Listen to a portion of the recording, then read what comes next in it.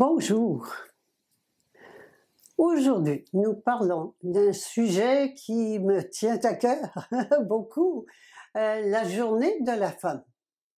C'est intéressant de voir qu'il y a une journée pour la femme. Je dois donc conclure que les 364 autres jours sont la journée de l'homme. Et oui, nous sommes dans un monde d'hommes, dominé par les hommes. Et donc, et c'est quoi? Ça veut dire quoi dominé par les hommes et un monde d'hommes?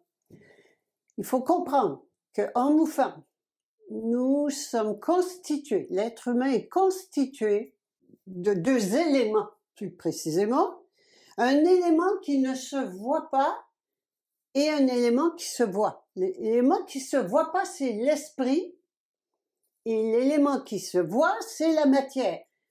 Ici, c'est l'âme, celui qui se voit, c'est le corps, etc. C'est important de retenir ça, mais qu'en fait, il n'y a qu'une plante. Une plante, mais avec deux éléments constituants. Ce qui se passe en ce moment, c'est que le monde d'hommes, qui est un monde d'hommes, c'est un monde dans lequel le principe masculin, le principe de l'avoir a priorité sur le principe féminin qui est le principe de l'être. Et ça amène quoi? Bien, quand je donne priorité à mon feuillage sur mes racines, eh bien, ça amène du désordre, de la disharmonie. Et c'est ce dans quoi nous vivons aujourd'hui. Pourquoi les hommes, et les hommes en pouvoir, ont voulu éliminer les femmes au cours des siècles, que ce soit les femmes guérisseuses, que ce soit les sages-femmes à l'époque de l'Inquisition, il n'y a pas tellement d'années ici à Montréal avec la tuerie de Polytechnique. Et tous les jours, on a éliminé les femmes. On n'avait pas le droit, les femmes n'avaient pas le droit d'aller à l'université. Elles montaient à cheval, il fallait qu'elles montent en Amazon, mais c'est extraordinaire. Alors, on a tout fait pour maintenir la femme à l'écart du pouvoir. Et c'est ça dont il s'agit. Il s'agit, c'est une question de pouvoir, de contrôle des uns et sur les autres. Qui va dominer et qui va être dominé. Pourquoi on met tellement d'emphase à éliminer les femmes? C'est en disant elles sont dangereuses. Ah oui? Ben oui.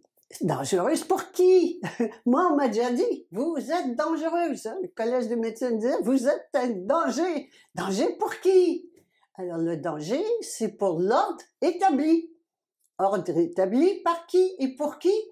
Pour les hommes, pour le feuillage, pour la voix, au détriment de l'être, des femmes, du principe féminin. Voilà, alors ça explique et ça nous permet de comprendre ce qui s'est passé, pourquoi toute cette ostracisation des femmes a eu lieu et a encore lieu. Bon, qu'est-ce qu'on fait avec ça?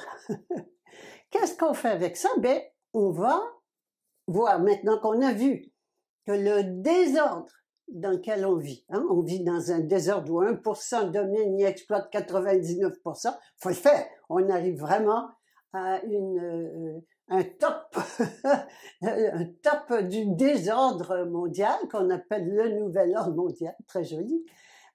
Et donc, qui tient seulement à ça, qui tient à la priorité que l'on donne à notre avoir sur notre être. Et ça s'appelle la corruption. Les 99% qui sont dominés et exploités, ça peut se faire comment? Ben, ça se fait par la corruption. La corruption des 99%. Oh oui? Non, c'est le 1% qui est corrompu. Non. Les 99% sont corrompus. On va se laisser le 1% à eux-mêmes. Mais nous, les 99%, nous sommes corrompus. Pourquoi? Parce que nous donnons priorité à notre avoir sur notre être. On vient de le vivre dernièrement, tout récemment, où on avait le choix entre les mesures coercitives, notamment la piqûre et tout le reste. Sinon, on perdait notre droit à voyager, notre boulot, notre droit à sortir, ou des punitions, etc.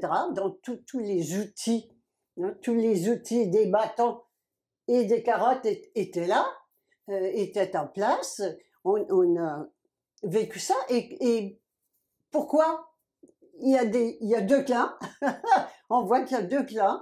Il y a ceux qui ont dit oui aux autorités extérieures et qui ont accepté, ou qui sont battus, mais qui ont rouspété, mais qui l'ont fait. Puis il y en a d'autres qui ont dit non.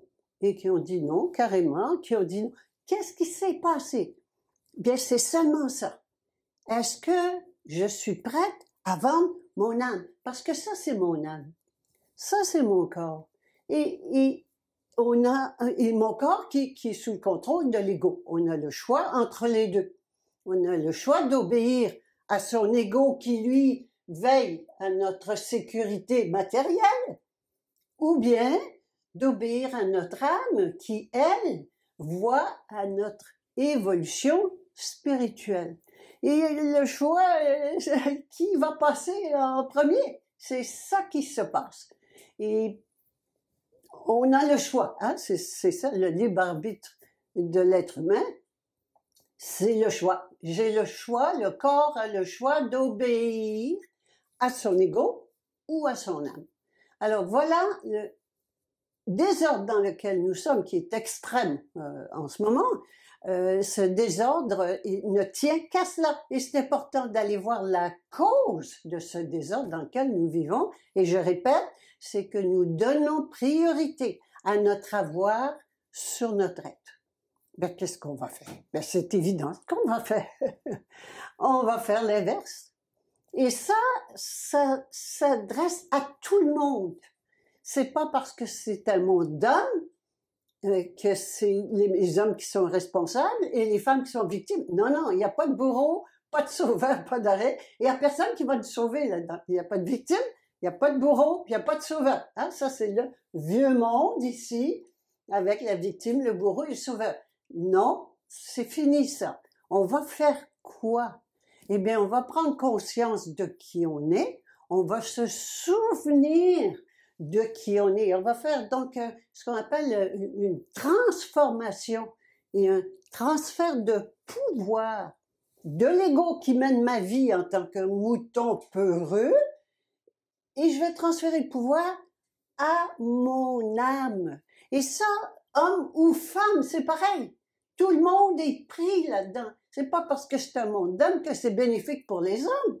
Ils vont à la guerre, ils sont pourvoyeurs, ils travaillent fort, ils sont... Non, non, c'est pas drôle. C'est drôle pour personne. Nous vivons tout le monde dans un enfer. C'est un enfer sur Terre. C'est vraiment inviable. Et donc, tout le monde il doit changer. Il ne s'agit pas seulement des hommes ou des femmes. Il n'y a pas de victime, il n'y a pas de bourreau, pas de sauveur. Je le répète. Nous sommes toutes créatrices, et voilà qu'on passe ici, créatrices, responsables et garantes de cette société dans laquelle nous vivons. C'est pas bien, c'est pas mal, il n'y a pas de bien, il n'y a pas de mal. Voilà, c'est qu'on avait oublié qui nous sommes. Alors, qui sommes-nous? Ben, nous sommes l'être créateur, créatrice de tout. C'est ce que nous sommes et c'est ça que nous avons oublié. Et ben, on va donc s'en souvenir. Et s'en souvenir, ça veut dire quoi? Mais je me souviens que je suis l'autorité suprême, que mon âme est l'autorité suprême. L'autorité est pas en dehors, la seule autorité est à l'intérieur. C'est mon âme qui est souveraine. Et ça s'appelle comment? La féminitude. C'est cela, la féminitude. C'est là qu'on est rendu à donner priorité, non pas aux femmes, ni aux hommes, pas l'enlever des hommes pour donner aux femmes. Non, non. Chacune et chacun de donner priorité à notre principe féminin, c'est-à-dire à rétablir l'ordre, priorité des racines sur le feuillage, priorité de mon être sur mon avoir. Et là, l'ordre va se rétablir. Qui va amorcer qui va amorcer ce changement? Et là, regardons ensemble une petite équation qui va parler, qui va nous donner la réponse. Partons du principe suivant, qui est très connu, c'est pas un principe, c'est vraiment un fait connu. L'argent mène le monde. Hein? Bon, oui, l'argent mène le monde, c'est parfait. Allons donc à l'étape suivante de notre équation. Qu'est-ce qui mène l'argent? Ça aussi, on connaît la réponse. La réponse à cela, c'est le sexe. Le sexe mène l'argent. Et on connaît bien la combinaison sexe-argent, hein? C'est bien connu. Allons maintenant à la racine de l'équation qui permet au sexe de mener l'argent et de mener le monde. Et là, c'est les femmes. Ce sont les femmes qui détiennent le pouvoir ultime sur cette planète, sur l'humanité tout entière. Eh bien, là, on va comprendre pourquoi ça devient évident, pourquoi on a voulu éliminer, et on veut encore éliminer les femmes de toutes les façons. C'est pas les femmes qu'on veut éliminer. On veut éliminer le principe féminin, aussi bien des femmes que des hommes. Par contre, ce principe féminin est plus développé chez les femmes. Le principe féminin, c'est ce qui ne se voit pas. Ce qui ne se voit pas, donc c'est le monde invisible. Alors que ce qui se voit, c'est le monde visible, l'apparence, hein? L'essence pour le monde invisible et l'apparence pour le monde visible. Et donc, ce principe féminin qui a été mis de côté, c'est celui-là qui a priorité. Les racines viennent avant le feuillage. C'est comme ça. C'est pas grave.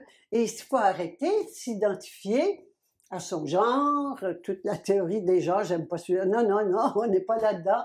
S'identifier à son sexe non plus. Ça n'a rien à voir. Ça n'a rien à voir avec ça. Tout le monde, et je répète, hein, tout le monde, les hommes comme les femmes, nous avons ces deux éléments. Et le seul problème, c'est que le monde est à l'envers, oui, parce qu'on donne priorité à l'apparence sur l'essence. Eh bien, il suffit de le mettre à l'endroit. Et mettre à l'endroit, ce sont les femmes qui sont les mieux outillées pour le faire. Bon, ben très bien. Qu'est-ce qu'on va faire? Comment on va faire ça? On va d'abord arrêter la séduction.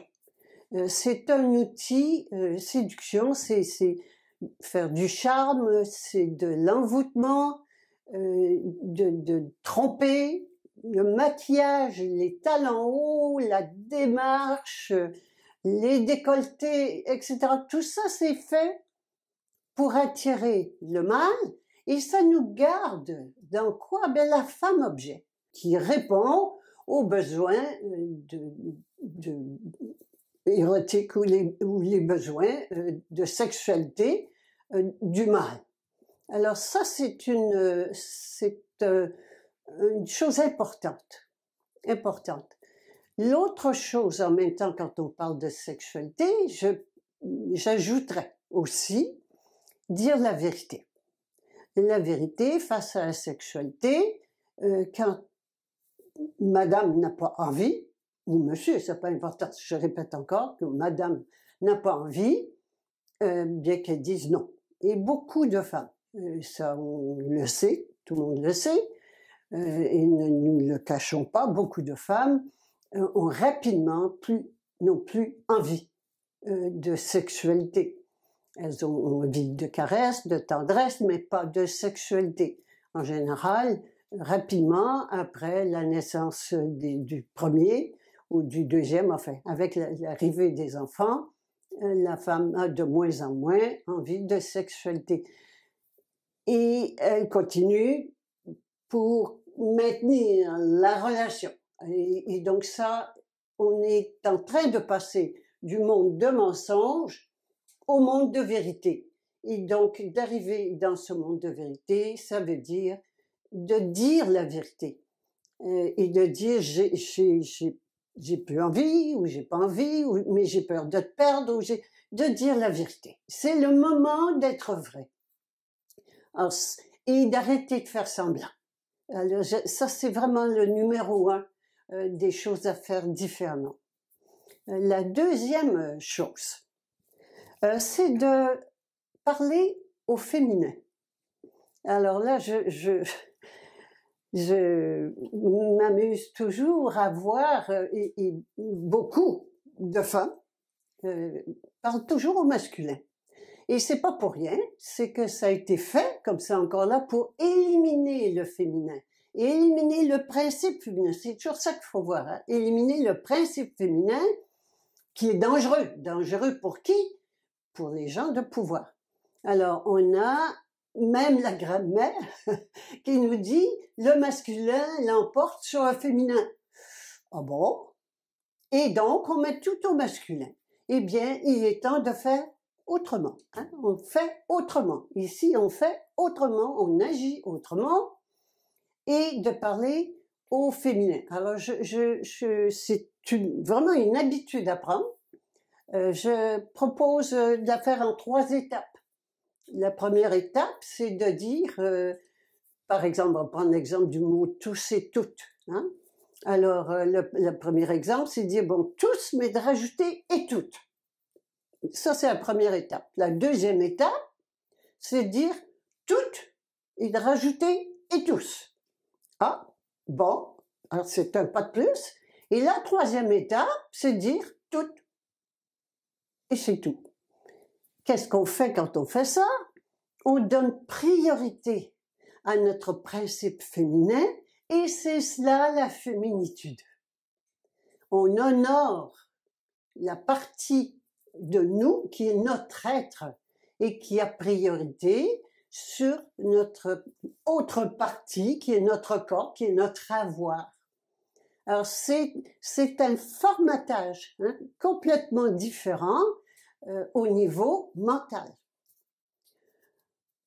La troisième, il y a bien des choses qu'on peut changer, mais le troisième, en parlant de féminisation, c'est d'appeler le bon Dieu qui est au ciel, notre Père qui est aux cieux, que votre nom soit sanctifié, de l'appeler Dies. Ah, ben oui, Dies qui est l'union. Il n'y a plus de séparation, le Père au ciel et la Mère Terre en bas, avec les enfants en garde partagée entre les deux. Non, non. Pourquoi pas faire l'union du ciel et de la terre, qui est justement, qui est l'union du principe féminin et du principe masculin, en donnant priorité, toujours priorité aux racines sur le feuillage. Quand je dis priorité, je parle d'antériorité, comme le printemps vient avant l'été. Il n'est pas supérieur, il n'est pas inférieur, il n'est pas rien. Il vient juste avant, puis l'été vient avant l'automne, etc., etc. Alors, c'est ça quand on parle de priorité. Et donc, la même chose, Dieu, c'est un homme qu'on l'appelle Dieu, le Seigneur, le divin, le suprême. On est toujours à donner priorité au principe masculin. Alors, faisons l'union de Dieu et de déesse, l'union qui fait dièse. Voilà. Nous allons conclure cette journée avec la conscience de la toute-puissance illimitée du principe féminin en chacune et chacun d'entre nous.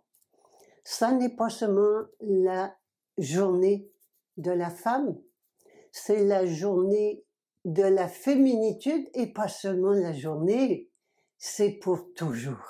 Donnons priorité à notre principe féminin et nous connaîtrons enfin l'amour infini, la paix sur la terre et l'immortalité physique.